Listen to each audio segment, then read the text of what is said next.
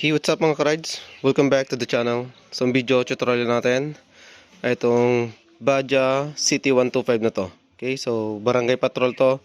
Tapos ito yung sakit niya. Tara, tignan natin. So, bali ang sakit nito, sliding siya. Ayan o. Ayan. Okay. So, ang gagawin natin ngayon, baklasin natin itong kolong-kolong. Tapos, check natin yung panggilid nito. Dito. Okay, tara.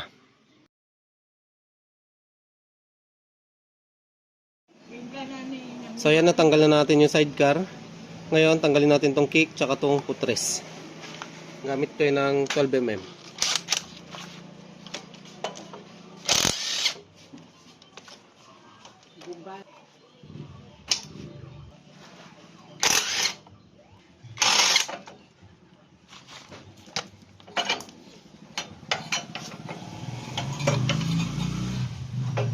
Ayan, para maluwang yung access natin dito sa clutch lining natin. Ayan. So, bago nyo palitan yung clutch lining, drain nyo muna yung langis. Tapos, take note, pag magpapalit kayo ng clutch lining, dapat bago rin yung lalagay natin langis. Okay? Gamitan nyo ng 18mm.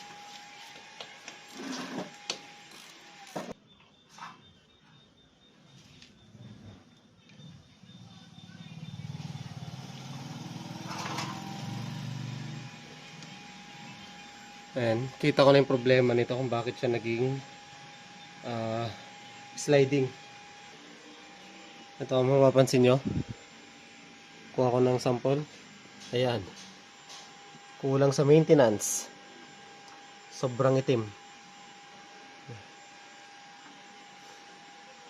So, ito yung dahilan kung bakit tayo mabilis ma-clutch lining.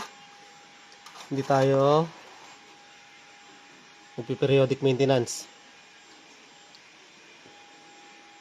Okay, pag ganito dapat, talagang ugalin nyo lang yan. Huwag kayong tataas sa 2,000 kilometers.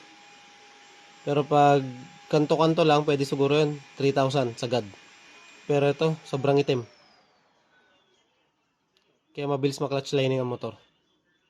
Okay? Yan, baklasan na natin. Gamit tayo ng 8mm. Ayan, tapos impact wrench.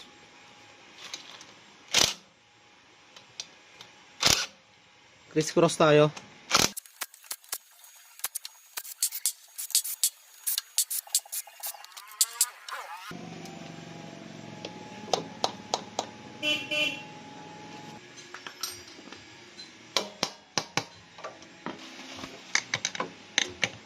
Ayan.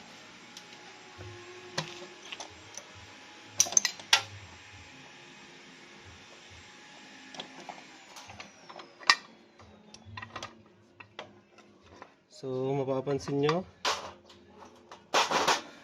ito yung panggilid niya, sobrang itim. Talagang kulang to sa maintenance, kaya mabilis lang din na lining. Okay? So, tip ko sa inyo, dapat alagaan nyo sa langis para tumagal yung mga pyesa ng motor nyo. Okay? Baklasin natin to, tapos tingin tayo ng pyesa. So, bali ganito yan pag lining. Hindi nyo siya mapaluwagan. Okay? Yan. So, pwede nyo kontrahin dito, or since may gamit naman tayong power tools, mas okay to. Okay?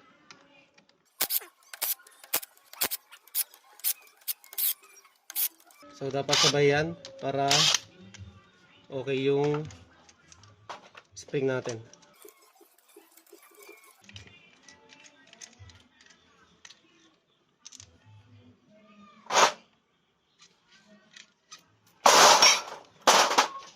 Tapos ito, paluwagan na rin natin yan. So ito, paluwagan natin. Gamit kayo ng castle wrench, ganito. Tapos, ito ang pagpaluwag dito, paharap, clockwise. Okay? Dito ang ikot, para lumuwag siya. Ganyan. Okay, tara.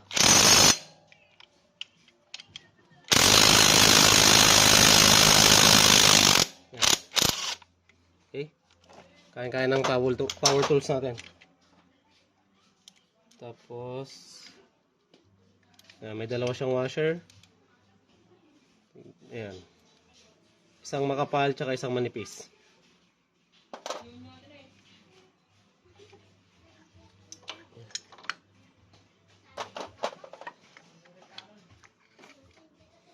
Okay. Check natin. Sobrang sunog na to.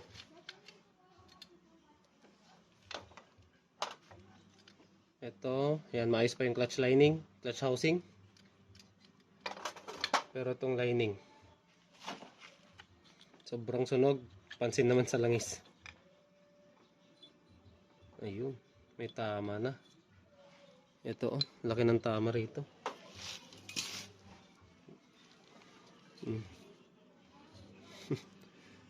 Ang tutulis na. Yan, so i-focus nga natin.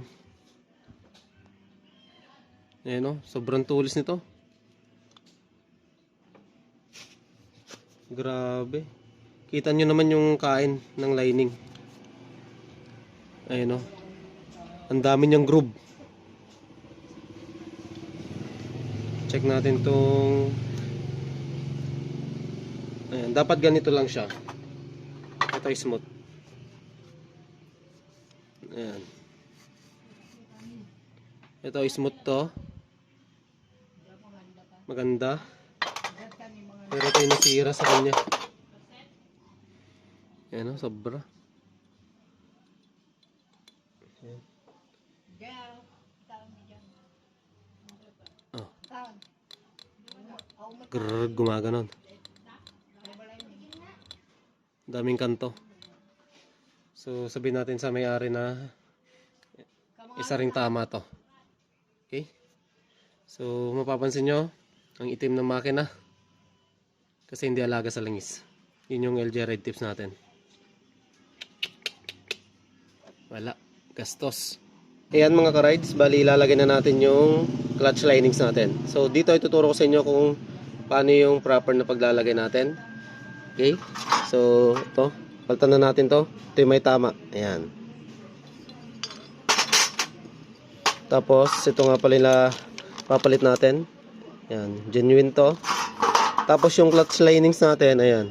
Pares siya ng Honda TMX 155. Okay? So ito 5. Bago yan, ilagay muna natin tong lining. Okay? Basahin natin.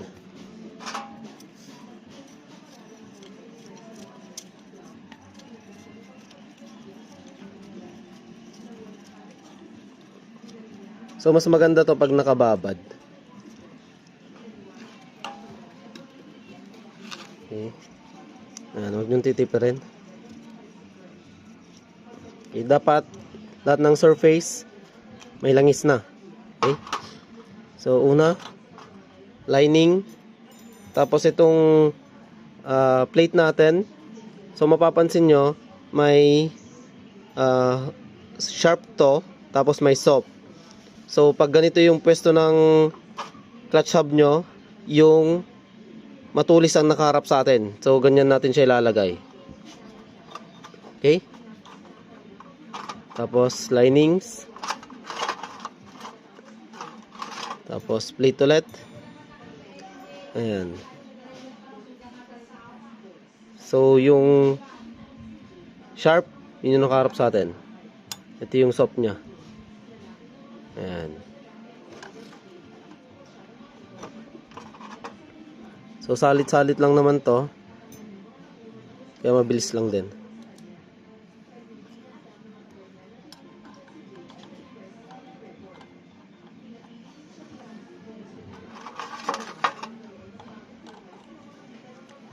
So gagayahin din natin yung stock nya na nakahiwalay yung isang lining. Ayan, ganito yung pwesto ng isa eh. Okay. Ito lang isa nyo rin to. So ganun lang yung tamang procedure. Then ito may procedure to or tama na pagkakabit, ano? Kasi baka hindi nakalock. Kasi kailangan nakalapat to dito. Ayan, explain ko lang din. Ayan o. Dapat nakalapat siya dito. Ayan, kasi pag mali, ayan, try natin. Ayan o. nakapatong lang siya pag mali. Ayan. Kita ba? Ayan. Pag mali yung pasok, nakapatong lang. So, mali yun kapag. Dapat, nakalapat yan na pag ganito. Okay, isa pa. Ayan, dapat ganyan yan. Papasok sa mga groove nya. Okay?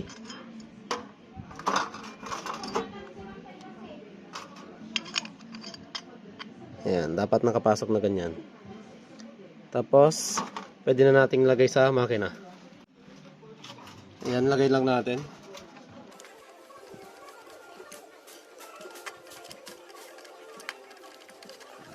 Ikot-ikot nyo lang siya na ganito. Ayan, di ba? Ayan. Tapos yung isa naka-guide naman dito. Okay?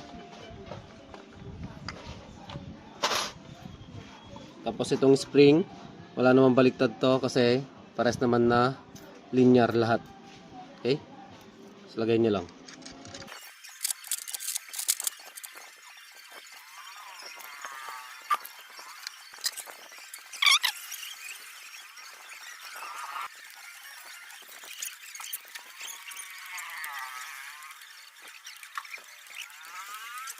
Ang tamang higpit natin dito ay 10 Newton meter.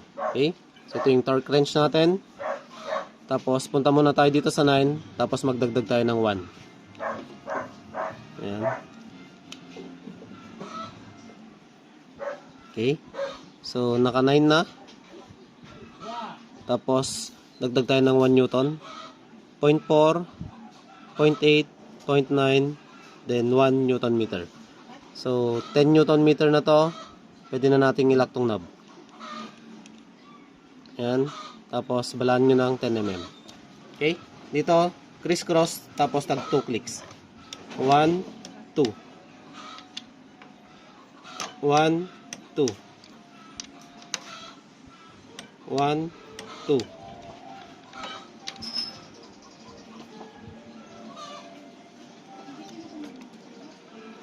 1, 2. Okay? So, maganda rito, tama lahat yung higpit. Ibig sabihin, balance yung higpit ng mga springs. Kaya, balance din yung kain sa ating latch linings. Ayan, lagay na rin natin tong bolt. So, unahin nyo yung makapal na washer. Ayan. Tapos, may manipis na nakapaumbok. Yung nakapaumbok, yun yung nakaharap sa atin. Or nakapalabas dito.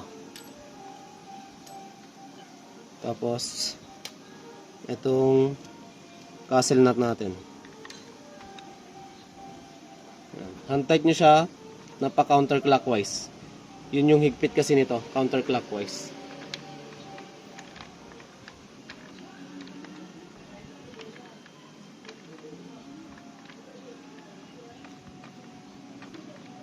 Okay. So, pag higpitan nyo to, lagyan nyo lang ng tela rito. Ayan. Okay. Ayan. Tapos, pondohan nyo lang. Ayan. 1, 2, 3. Ayan. Sasagad naman yan. Pag alam nyo na hindi na umiikot talaga, tama na higpit na. Okay. Wala kasi tayong torque wrench na pang counterclockwise ang higpit. Okay?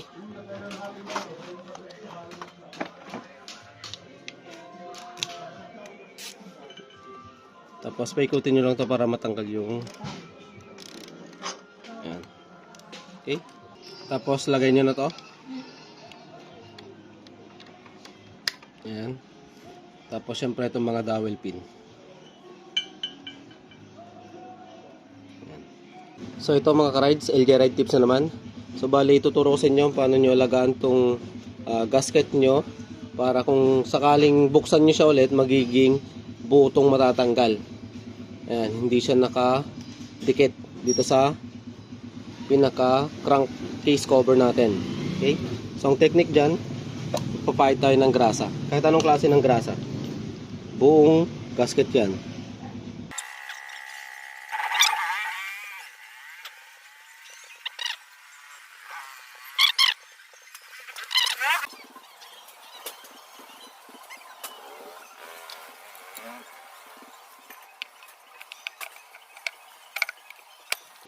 Ayan. So pag nalagay nyo, ganito nyo, tignan kung nakapesto yung clutch nyo. Ayan. Dapat gumagalaw to pag ginalaw nyo yan. Ayan. Bumubuka. Okay? Goods na yan, tapos lagay natin lahat ng tornilyo.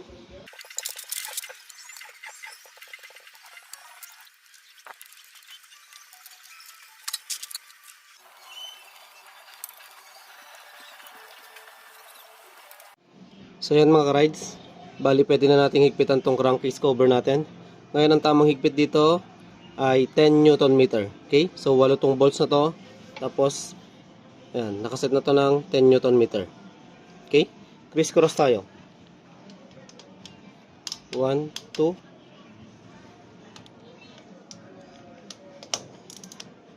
1, 2. 1, 2. 1, 2. 1, 2. 1, 2. 1, 2. 1, 2. Okay? So, pasadaan nyo ulit yan para ma-double check nyo. Okay? 1, 2. 1, 2. 1, 2. 1, 2. 1, 2. 1, 2. 1, 2.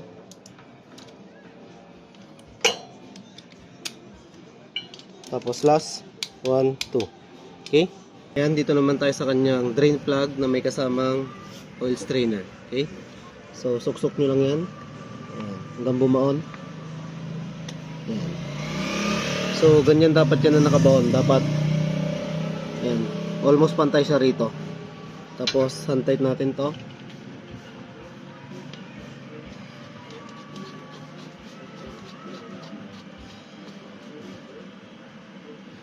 Ayan, tapos meron din tayong tamang higpit para dyan. Okay. Ito. Higpitan natin siya ng 20 Newton meter.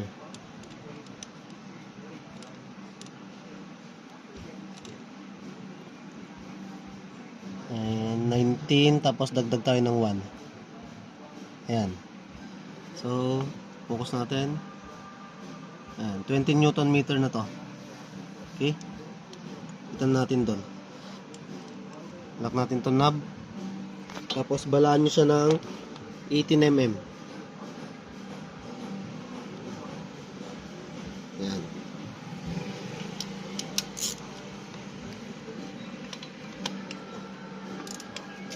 Tapos 2 clicks tayo.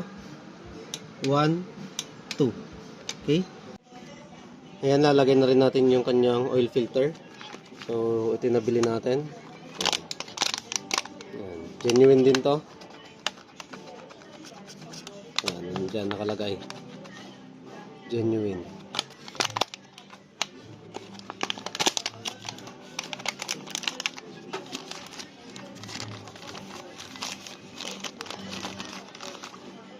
Ayan. So, ganito yung tsura. Tapos, yan yung code. Okay. So, madali lang naman to. Langisan nyo rito. Ayan. Pasok nyo. Okay. Tapos, itong cover, ayan, may marking dyan. Dito nyo tatapat yan. Para hindi magkabaliktad.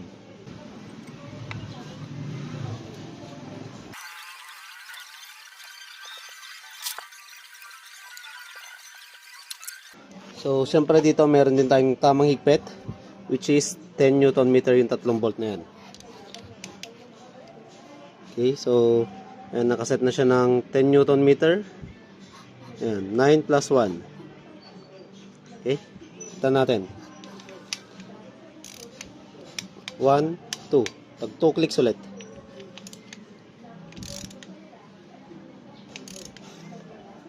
1, 2. 1, 1, 2. Okay? So, tamang higpit na yan. Wala na rin tatagas dito. Okay, goods. So, dito naman tayo sa kanyang kick. Lalagay natin. So, ang technique niyan, tanggalin nyo muna yung bolts. Tapos, ganito nyo siya ipapasok. Ayan. Dapat nakaline siya dyan. Tapos, lagay natin yung tornilyo.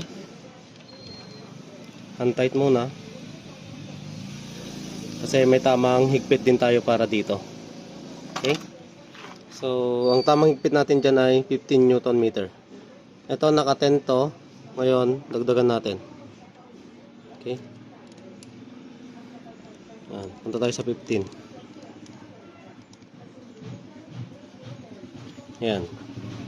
So, naka 15 na siya. Okay, yung 0 nakatapat na sa 15. Lock natin to knob. Tapos 2 clicks tayo.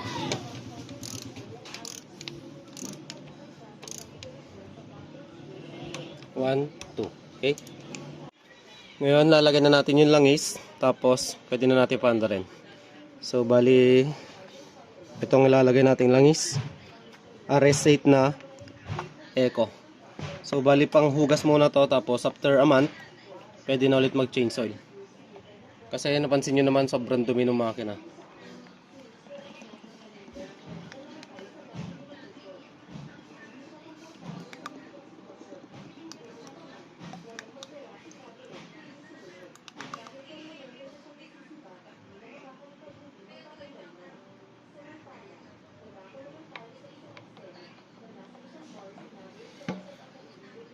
Okay.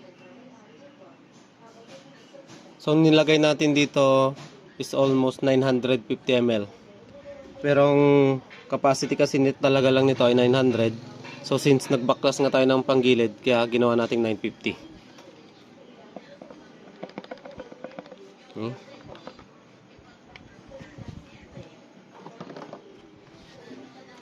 Tapos, ang gagawin natin, i-kick lang muna natin siya para mag-circulate yung langis. Saka natin paanda rin. Ayan o.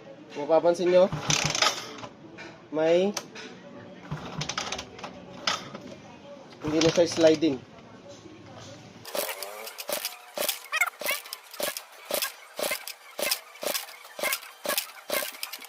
Okay, paanda rin natin. Ayan. One click.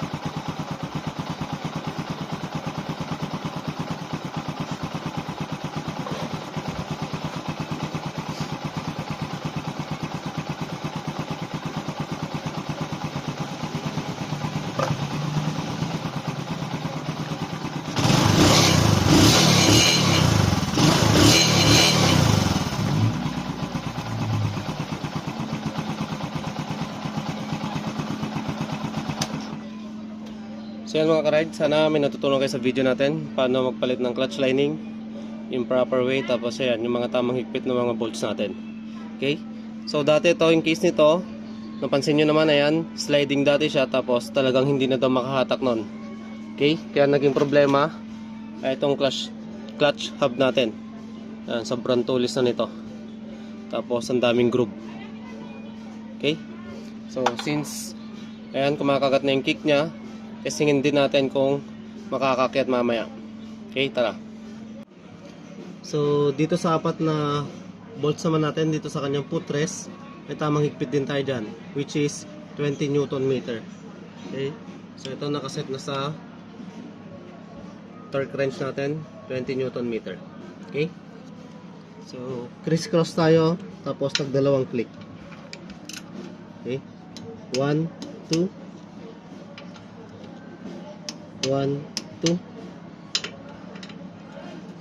1, 2.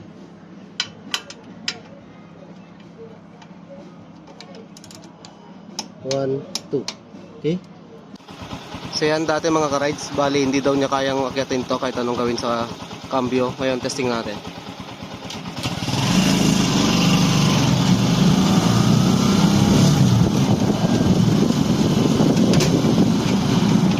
Tigilin ko pa rito.